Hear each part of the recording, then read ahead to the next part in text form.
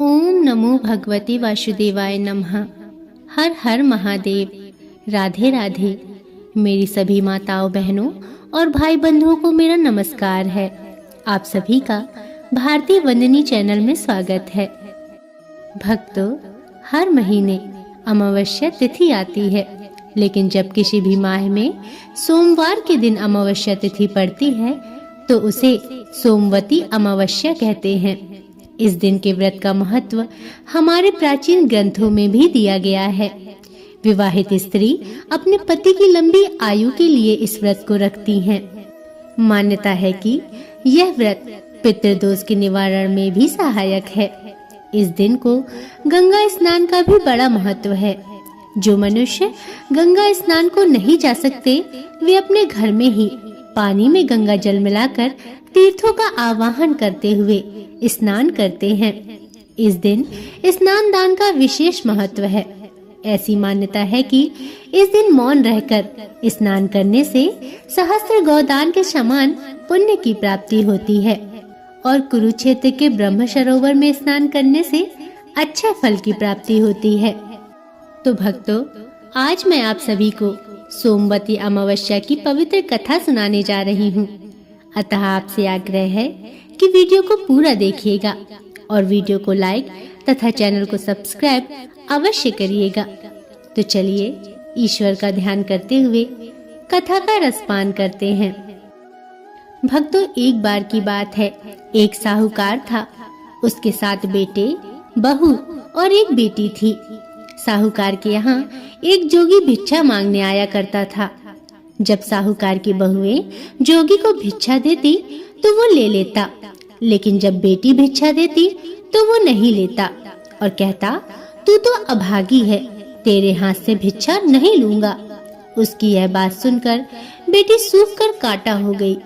एक दिन उसकी माँ ने अपनी बेटी से पूछा, बेटी, तुझे अच्छा खाने को मिलता है, अच्छा पहनने को मिलता है, फिर भी तू सूख कर काटा हो रही है।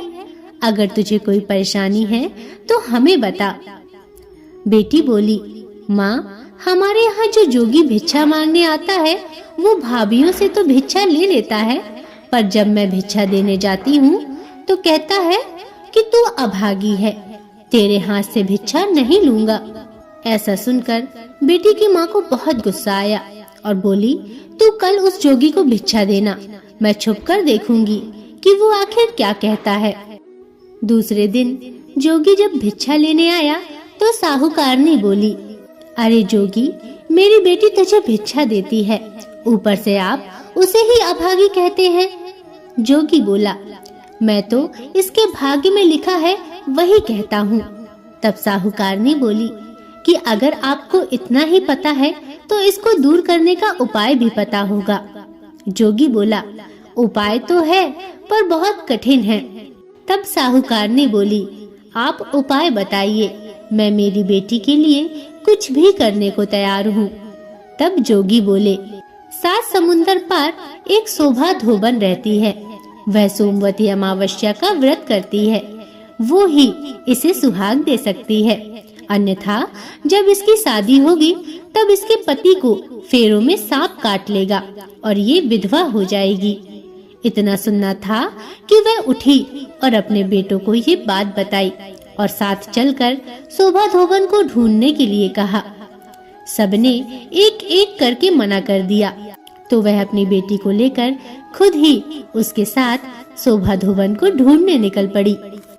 चलते चलते वे समुद्र के किनारे तक आ पहुंची और सोचने लगी कि अब आगे कैसे जाया जाए, इतना विशाल समुद्र कैसे पार करें।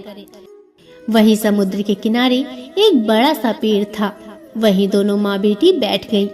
उस पेड़ के ऊपर एक हंस का जोड़ा रहता था और नीचे पेड़ की जड़ में एक सांप रहता था। जब हंस का जोड़ा दाना चुगने जाता तो सांप हंस के बच्चों को खा जाता था। हंस उसे देख नहीं पाते थे। उस दिन भी सांप हंस के बच्चों को खाने के लिए पेड़ पर चढ़ा था कि हंस के बच्चों की आवाज सुनकर माँ बेटी ने देखा कि सांप हंस के बच्चों को खाने जा रहा है, तो उन्होंने सांप को मार दिया। शाम को जब हंस का जोड़ा आया तो उन्होंने माँ बेटी को वहाँ बैठा पाया। तो सोचा कि ये ही मेरे बच्चे को मार देते हैं। जैसे ही वे उन माँ बेटी को मारने के लिए तैयार हुए कि पेड़ पर से बच्चों की आवाज सुनाई देने लगी। तो उन्होंने देखा कि हमारे बच्चे तो जिंदा हैं। तब बच्चों ने उन्हें सारी बात बताई कि कैसे इन माँ बेटी ने उनकी जान बचाई है। यह सब सुनकर हंस ने उन्हें धन्यवाद दिया और उनका यहाँ आने का कारण पूछा। तब माँ ने सारी बात बताई और बोली कि हम यहाँ तक तो आ गए, पर समझ में नहीं आ रहा है कि आगे कैसे जाएं। तब हंस बोले कि आप हमारे ऊपर बैठ जाओ, हम आपको समुद्र पार पहुँचा देते हैं। इस तरह दोनों समुद्र पार पहुँच गईं। उसने शोभा धोबन का घर ढूंढ लिया। अब वह सवेरे जल्दी उठकर शोभा धोबन के घर का सारा काम करने लगी। खाना बनाने लगी, झाड़ू पोछा करने लगी, पानी भरना और कपड़े धोने लगी। शोभा धोबन के 7 बहू बेटे थे। उसकी बहुएं बहुत कामचोर थी। काम को लेकर वे आपस में बहुत झगड़ा करती थी। लेकिन इधर कुछ दिनों से शोभा धोबन देख रही थी कि वे सब बिना झगड़ा किए ही सारा काम कर लेती थी। एक दिन उसने अपने बहुओं से पूछा, बहुओं, क्या बात है, आजकल तुम सब मिलकर खुशी खुशी सारा काम कर लेती हो और झगड़ा भी नहीं करती हो। इस पर उसकी सब बहुओं ने मना कर दिया कि हम तो बहुत दिनों से काम करते ही नहीं हैं। तब उसने सोचा कि जब मेरी बहुएं काम नहीं करती तो फिर कौन है जो मेरे घर का काम करता है, ये तो मालूम ही करना होगा। दूसरे दिन वह सुबह जल्दी उठी और उसने देखा कि एक औरत और एक लड़की घर का सारा काम करके वापस जा रही हैं। तो उसने उन दोनों को रोका और पूछा, तुम कौन हो और मेरे घर का काम क्यों कर रही हो? तब साहूकारनी ने बताया, ये मेरी लड़की है, लेकिन इसके भाग्य में सुहाग नहीं है और तुम सोमवती अमावस्या का व्रत व पूजा करती हो। एक तुम ही हो जो मेरी बेटी को सुहाग दे सकती हो, इसलिए हम तेरे घर का सारा काम करती हैं। इस पर शोभा धोबन ने कहा, ठीक है, तुमने इतने दिन तक मेरे घर का काम किया है, मैं तेरी बेटी को सुहाग जरूर दूंगी। जब तेरी बेटी की शादी तय हो जाए तो उसके पीले चावल समुद्र में डाल देना, मैं शादी में पहुंच जाऊंगी।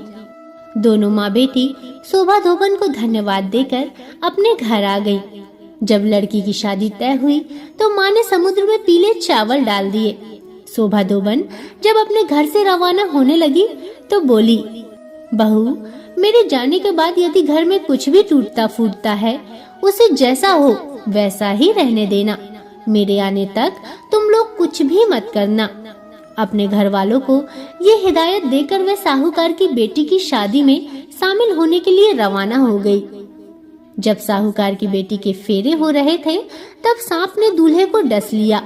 यह सब देखकर सब रोने धोने लगे। तब लड़की की माँ ने शोभा धोबन से कहा, आज के दिन के लिए ही मैंने तेरे यहाँ काम किया था ताकि तू मेरी बेटी को आज सुहाग दे सके। तब शोभा धोबन ने कहा, तू चिंता मत कर। वह उठी और दूल्हे के पास गई और अपनी मांग से सिंदूर लिया, आंख में से काजल और छोटी उंगली से मेहंदी ली। वह दूल्हे के छींटे दिए और बोली, हे ईश्वर, आज तक मैंने जो सोमवती अमावस्या की है उसका फल साहूकार की बेटी को मिल जाए और आगे जो करूं वह मेरे धोबी को मिल जाए। उसके ऐसे कहते ही दूल्हा ठीक हो गया। सब लोग बड़े खुश हो गए। जब बारात विदा हो गई तो शोभा धोबन जाने लगी। तब सबने कहा कि अभी तो आपको विदा ही नहीं किया है, अभी आप कैसे जा सकती हैं? तब शोभा धोबन ने कहा, मैं मेरे घर को ऐसे ही छोड़कर आई थी, पता नहीं मेरे पीछे से वहाँ क्या हो रहा है।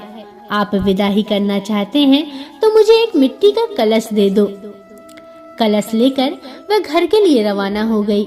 रास्ते में सोमवती अमावस्या आई तो उसने कलश के 108 टुकड़े करे, पीपल की पूजा करी और परिक्रमा करके बोली, भगवान, आज से पहले जो अमावस्या की उसका फल साहूकार की बेटी को दिया। आज जो मैंने अमावस्या की उसका फल मेरे पति को देना।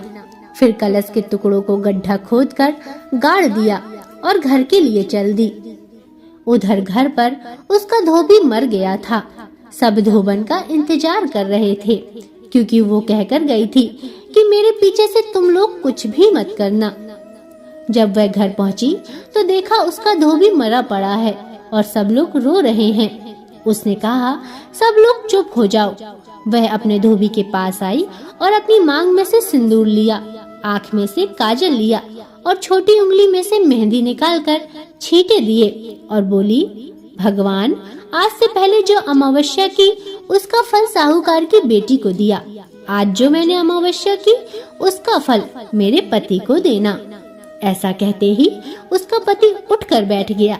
इतने में ब्राह्मण वहां आया और बोला, जजमान, अमावस्या का दान दो। तब धोबन बोली, मैंने तो पीपल के पेड़ के पास गाड़ दी, वहां से निकाल लो। ब्राह्मण ने वहां जाकर देखा तो सोने की 108 मोहरें हो गई थीं। पूरे गांव में ढिंढोरा पिटवा दिया कि सोमवती अमावस्या का व्रत करो, पूजा करो और दान दो। हे सोमवती माता, जैसे आपने शाहूकार की बेटी को सुहाग दिया और धोबी को जीवन दान दिया, वैसे ही सबको देना। कहते को, सुनते को और हुकार भरते को सभी को देना। घटती हो तो पूरी करें, पूरी हो तो मान रखना। भगवान आपकी सदा ही जय हो। तो भक्तों, प्रेम से बोलिए, सोमवती अमावस्या माता की जय। हर हर महादेव। भक्तों, यह थी सोमवती अमावस्या की व्रत कथा। आशा करती हूँ आपको कथा पसंद आई होगी। अगर इसमें कोई त्रुटियां हैं तो मुझे क्षमा करें और वीडियो को लाइक तथा चैनल को सब्सक्राइब अवश्य करें और कमेंट में हमें बताएं आपको कथा कैसी लगी और कमेंट में जरूर लिखें, सोमवती माता की जय।